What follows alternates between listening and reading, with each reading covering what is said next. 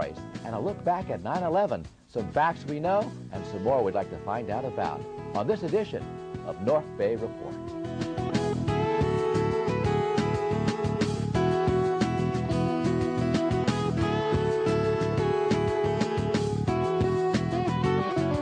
Most of us can probably remember where we were during the events of 9/11, but how sure are you about the events that led up to the incident? Some are questioning the government's account. And one of them is our guest. Dr. Bob Bowman joins us. He's a retired Air Force colonel. Thanks for stopping by.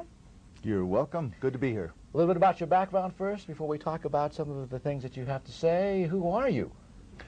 Well, as you said, Lieutenant Colonel USAF, retired, flew 101 combat missions in Vietnam, directed all the Department of Defense Star Wars programs under Presidents Ford and Carter. My PhD is in aeronautics and nuclear engineering from Caltech. I've chaired 8 major international conferences. That's probably enough. Yeah. No, but you also were looking at a congressional seat? Oh, yes. I ran for Congress in 2006, came pretty close, but I was beaten in the end by my 7-term incumbent Republican opponent and his Diebold touchscreen voting machines. Well, needless to say, you have some background in the federal government. Absolutely. And you are questioning a little bit about some of the accounts of what led up to 9/11? Well, sure. We haven't been told the truth. I've talked to both Governor Kane and Congressman Hamilton, the co-chairs of the 9/11 Commission report, and they admit that there are outright falsehoods in their official 9/11 final report, a report tightly controlled by the White House, written by Philip Zelikow, a White House flack.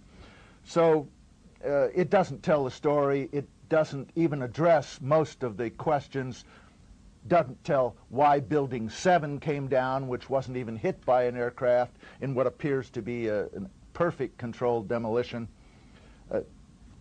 Not only doesn't answer the questions, it doesn't even ask many of the pertinent questions. Beyond that, beyond the cover-up of the report, when you combine that with confiscation of audio tapes, videotapes, black boxes, and other evidence by the FBI, it's clear that regardless of who was responsible for 9/11, the subsequent cover-up was itself a conspiracy involving elements of the White House and the intelligence establishment. Well, Doctor, some would say what you don't know won't hurt you. Now, the general public out there may not want to know a lot of the things you're talking about because they understand there were some terrorists, they understand there were some buildings, things went down, and there was a great deal of loss of people and a tragedy in the United States.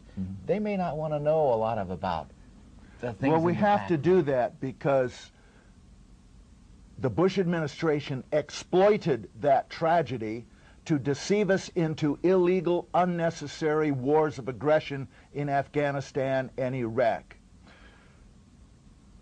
Whether or not anyone in the government was involved in killing almost 3,000 people on 9/11, the Bush administration is directly responsible for the loss of over 3,500 young American soldiers in Iraq, more in Afghanistan, to say nothing of hundreds of thousands of Iraqi civilians. Now, this is an impeachable offense and an act of treason. I said so before the war started. It still is. We know that this war, and I said this before it started, has absolutely nothing to do with national security or freedom or democracy or human rights or weapons of mass destruction or protecting our allies or disarming Iraq. It has to do with money, it has to do with oil, and it has to do with raw imperial power, and it is wrong. And Congress should immediately impeach Dick Cheney and George W. Bush for deceiving us into this war, costing so many thousands of lives. And then we can end the occupation of Iraq and prevent another attack, perhaps a nuclear attack on Iran, which the Bush administration admits they want to do. But we mustn't let them get away with it. You have a petition, or there's a petition circulating, is there not, for this investigation you're talking about? A lot of people are clamoring for a new investigation of 9/11, a new I'm asking for an investigation of the cover-up. And more importantly, I'm asking for impeachment based on the exploitation of 9/11. Whether or not anybody in the United States had anything to do with it or not, they have exploited it for their own financial reasons, having nothing to do with national security. They have sacrificed the lives of over 3,500 of our young men and women in Iraq. And if that isn't a treasonable, impeachable offense, I don't know what is. Yeah, you're talking about, obviously, integrity here or something much deeper, because the president's going to be termed out. He's going to be gone anyway. So impeaching him... Yeah, but he's got over a year to do more damage, including a possible nuclear attack on Iran, which I believe would destroy the United States as we know it. I mean, we have already lost so many of our friends, so much of our credibility around the world, so many of our allies. If we did that, Russia and China would turn against us for sure. We'd be isolated in the world completely, and rightly so, as the #1 rogue nation on earth. Well, you've just touched, I think... We've got to save our country. I know, it's just as you've touched on the tip of what it is that you like to say. Website, how can people find out more?